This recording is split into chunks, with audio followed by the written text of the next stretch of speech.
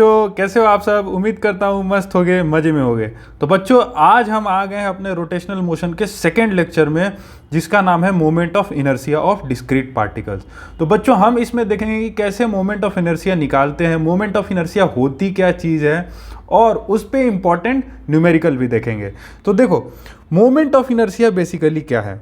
Moment of inertia जो है, it is basically property, ध्यान से देखना, property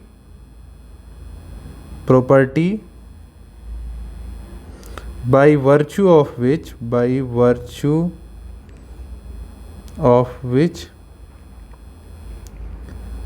object opposes the change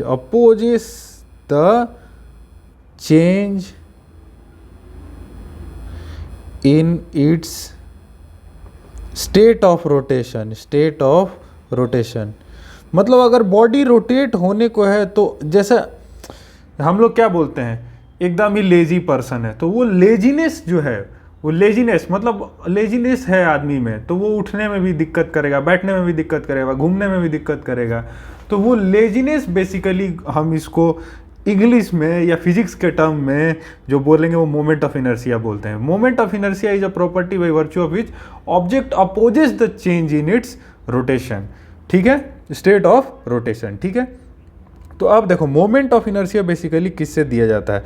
तो ये मैंने लिया एक एक्सिस, ये लिया मैंने एक एक्सिस, ये लिया मैंने एक्सिस, और ऐसे बहुत सारे मैंने क्या लिए, देखो, एक ये लिया मास m1, ये है मास m1, फिर यहाँ पे लिया मास m2, ठीक है, यहाँ पे लिया मास m3, फिर यहाँ लिया मास m4। ठीक है, ऐसे बहुत सारे मास लिए, ठीक है, जिनका इसका m1 का रेडियस r1 है, m2 का रेडियस कितना है, r2 है, इसका कितना है, r3 है, और इसका कितना है, r4 है।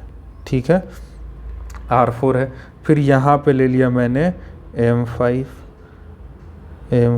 और इसका रेडियस है r5। ठीक है, ऐसे मैंने बहुत सारे ले लिए। अब क्या किया, हम इस एक्सिस के अबाउट इन मासेस को रोटेट करना शुरू कर दिए, किस एंगुलर वेलोसिटी से, एंगुलर वेलोसिटी ओमेगा से। तो हमें इनका क्या निकालना है, मोमेंट ऑफ इनर्शिया। तो जो मोमेंट ऑफ इनर्शिया का फॉर्मूला दिया जाता है वो दिया जाता है I is equal to m1r1 square, पहले वाले लेक्चर में बताया था, और यहाँ भी m2r2 square, m3r3 square, and so on. इसको अगर मैं समेशन फॉर्म में लिखूं, समेशन फॉर्म में, तो summation mi square, i varies from 1 to what n number of अगर पार्टिकल्स हैं तो, और ri इज क्या है, ri is what, perpendicular distance of mth particle, mth mass from axis of rotation। समझ में आई बात, एक एक पॉइंट इंपॉर्टेंट है। ठीक है, फिर अब देखो, मोमेंट ऑफ इनर्शिया का कुछ प्रॉपर्टीज हैं, properties of moment of inertia, properties of moment of inertia, properties of moment of inertia. देखो क्या है, पहला प्रॉपर्टी है, moment of inertia is nothing but distribution of mass about the axis of rotation. Moment of inertia is nothing but, moment of inertia is nothing but distribution of mass about axis of rotation। हमेशा ही ध्यान में रहना चाहिए कि moment of inertia basically होता क्या है। दूसरा पॉइंट क्या है, दूसरा पॉइंट है larger the distance of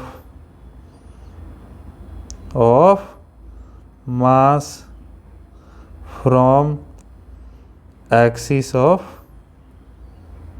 rotation,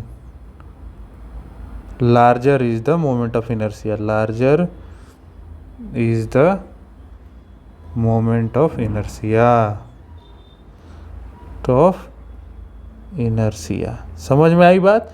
तो ये दो देखो, आर ज़्यादा रहेगा तो I is equal to M R square होता है, आर ज़्यादा मतलब मोमेंट ऑफ इनर्शिया भी क्या ज़्यादा, तो आई की मोमेंट ऑफ इनर्शिया की जो वैल्यू दी जाती है वो इससे दी जाती है। और ये फॉर्मूला आपको दिमाग में एकदम ही छपा होना चाहिए। क्या होना चाहिए? छपा होना चाहिए। समझ में आई बात?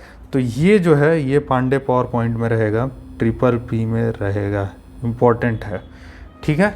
और ये पिक्चर भी ध्यान में होना चाहिए, this figure should be in mind, बहुत इंपॉर्टेंट है, ठीक है।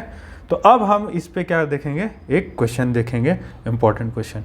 3 particles each of mass 200 grams are kept at the corner of equilateral triangle of side 10 centimetre. Find the moment of inertia of the system about an axis joining the 2 particles. देखो, एक मैं triangle लिया, ये triangular लिया, ठीक है, ऐसा, और यहाँ पे एक एक्सिस लिया, एक्सिस में ऐसा ड्रॉ कर रहा हूँ, एक्सिस में ऐसा ड्रॉ कर रहा हूँ। ये रहा मेरा वाई एक्सिस और ये रहा मेरा एक्स एक्सिस, ठीक है। तो वाई एक्सिस और एक्स एक्सिस ये 3 मेरे पार्टिकल्स हैं, are kept at the equilateral triangle, ठीक है। ये रहा M1, ये रहा M2 जो कि M ही है, और ये रहा M3 M ही है, और मास कितना है सबका 200 ग्राम्स, ठीक है। साइड का लेंथ कितना है 10 सेंटीमीटर, 10 सेंटीमीटर, 10 सेंटीमीटर, 10 सेंटीमीटर। अब पूछ रहा है find the moment of inertia about the axis joining the 2 particles. तो पहला एक्सिस मैं ले रहा हूँ ये वाला, ध्यान से देखना, पहला एक्सिस जो ले रहा हूँ मैं ये एक्सिस ले रहा हूँ, ज्वाइनिंग द 2 पार्टिकल्स, ये एक्सिस लिया मैंने, ठीक है। दोनों पार्टिकल को ज्वाइन कर रहा है। अब मोमेंट ऑफ इनर्शिया निकालना है, तो मोमेंट ऑफ इनर्शिया का फॉर्मूला क्या होता है सर? मोमेंट ऑफ इनर्शिया का फॉर्मूला होता है sir I is equal to summation of MI/RI square, यही होता है मोमेंट ऑफ इनर्शिया का formula, summation of MI/RI square. I varies from what 1 to n। यहाँ पे n कितना है? n की वैल्यू है 3 सर, 3 है, ठीक है। तो मैं क्या कर रहा हूँ, पहला लिख रहा हूँ, ध्यान से देखना है। पहले का R1 कितना है, M1 कितना है? M1 है सर 200। R1 कितना है? R1 है सर 0, क्योंकि इसी एक्सिस पे लाई कर रहा है। M2 कितना है? M2 है सर 200। और R2 कितना है सर? वो भी है 0, क्योंकि ये इसी एक्सिस पे लाई कर रहा है। M3 कितना है सर? 200। और R3 कितना है? तो R3 निकालना पड़ेगा, ये डिस्टेंस जो है हमें निकालना पड़ेगा। तो ये इक्विलेटरल ट्रायंगल है तो 60 डिग्री, तो ये हाइट कितनी होगी? ये होगा 10 cos 60, ये हाइट होगी कितनी? 10 sin 60, कितनी होगी? 10 sin 60। तो H आ गया 10 sin 60, 10 sin 60 का वैल्यू कितना हो गया? √3/2, तो ये आ गया 2 5 जा 10, 5√3, ठीक है। R3 आ गया 5√3 सेंटीमीटर, ठीक है। अब निकालना है मोमेंट ऑफ इनर्शिया, तो I is equal to what M1R1 square M1R1 square 0 square plus M2R2 square M2R2 square 0 square plus M3R3 square, M3 कितना है? 200 ग्राम है, पर केजी में कन्वर्ट करना है, इंटू R3 कितना है? 5√3 सेंटीमीटर है, इसको मीटर में कन्वर्ट करना है, का स्क्वायर किया। तो अभी ये जो वैल्यू निकल के आ रही है कितनी आ गई?